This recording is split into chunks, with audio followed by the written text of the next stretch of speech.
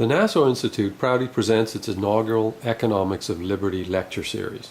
The lectures were conducted May 2nd and 3rd, 2011 in Nassau, Bahamas by Dr. Richard Ebeling, Professor of Economics at Northwood University in Midland, Michigan, USA. The Nassau Institute is grateful for Dr. Ebeling's dedication and assistance and great teaching ability. A special thank you is extended to the Templeton Foundations for their generous support, without which this event would not have been possible. We also thank the College of the Bahamas and Professor Randy Forbes for hosting this student lecture series in the new Harry C. Moore Library auditorium. Please enjoy Professor Ebeling as he discusses the economics of liberty. Okay, well, welcome back. I hope you enjoyed the lunch. I was hungry. Man does not live by economics lectures alone. You occasionally need a sandwich, I guess. This lecture, the presentation for this hour, is called The Ethics of Economics and the Welfare State. But I sort of want to talk about this more broadly. We say the ethics of good works or charity versus the welfare state. It is obviously the case that whether a society is very poor or whether a society is relatively wealthy, rich, there will always be members of that society who, for one reason or another, physical ailments or disabilities, accidents that fall upon them or family members, circumstances that may be beyond their control, they fall upon hard times.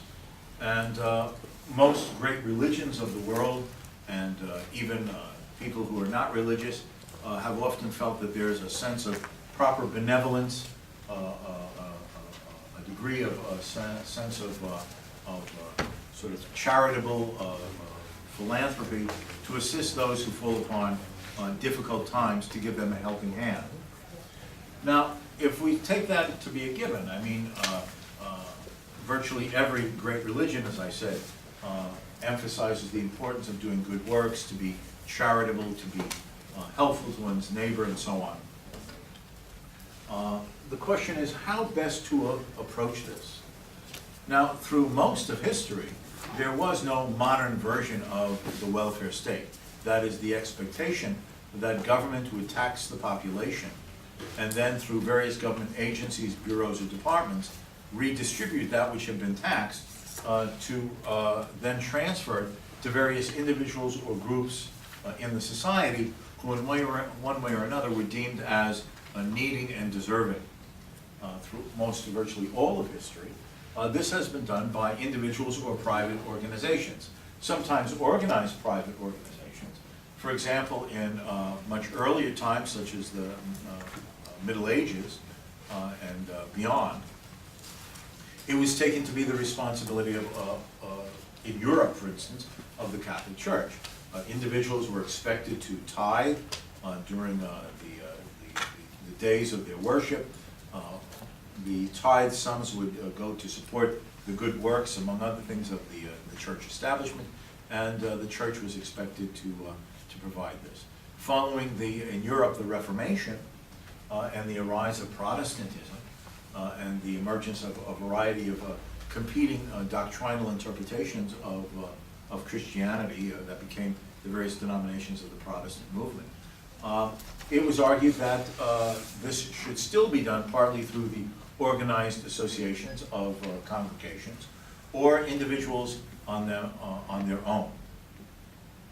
So there obviously was a recognition since early on that there are people who are in conditions less fortunate than ourselves, and any sense of decency, humanity, shared sense of belonging together in one form, just other human beings, there but for the grace of God go I, a sense that one should give a helping hand.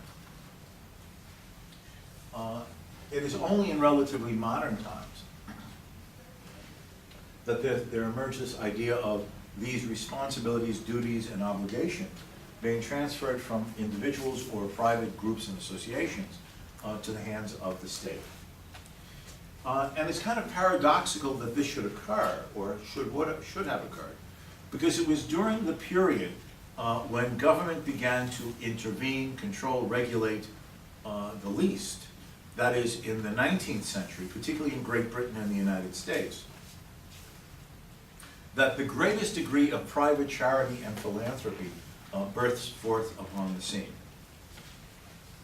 Now, in the 19th century, and I'm going to use mostly British examples, there emerged, beginning at the beginning of the 19th century, what were called the Friendly Societies. Friendly Societies. Friendly Society. Now, doesn't that sound friendly? Yeah, it sounds very friendly. Friendly Society. They began in the early 19th century as insurance associations to provide death benefits. It's the early period of the Industrial Revolution. Hours are long.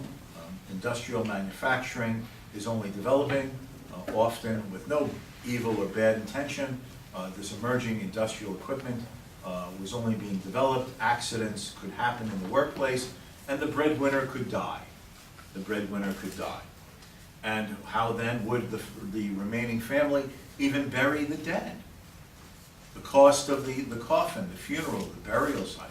So, the first of these friendly societies were established for the purpose of having like mutual assurance or, associations for the provision of death benefits, that is funerals, and a small amount of money to assist the loved ones left behind, the immediate family.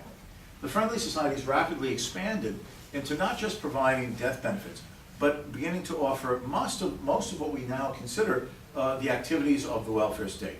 They began to offer insurance for retirement, for medical care, savings associations to help put money aside to buy a home, to have insurance against worker disability, right? An accident on the job, and you'll be out of work for a few weeks or a few months perhaps, and therefore insurance to tide you over. So sort of a private sector unemployment insurance, if you will.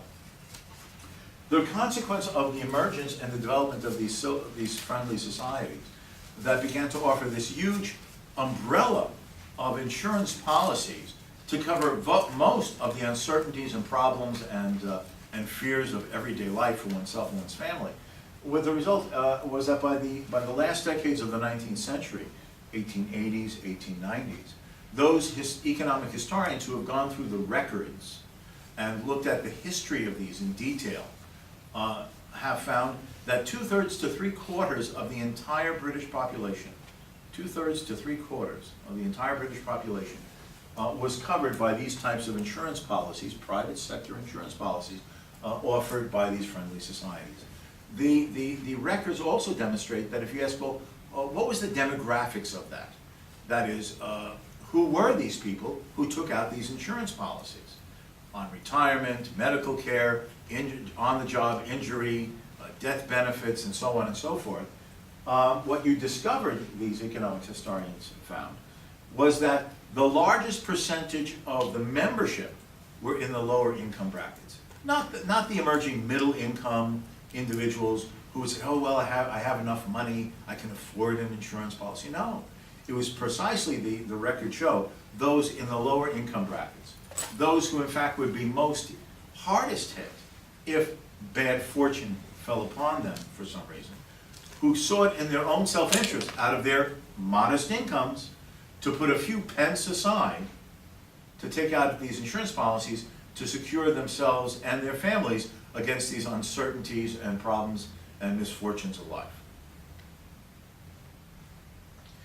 Also, these friendly societies had as their role the building up of a sense of self-responsibility.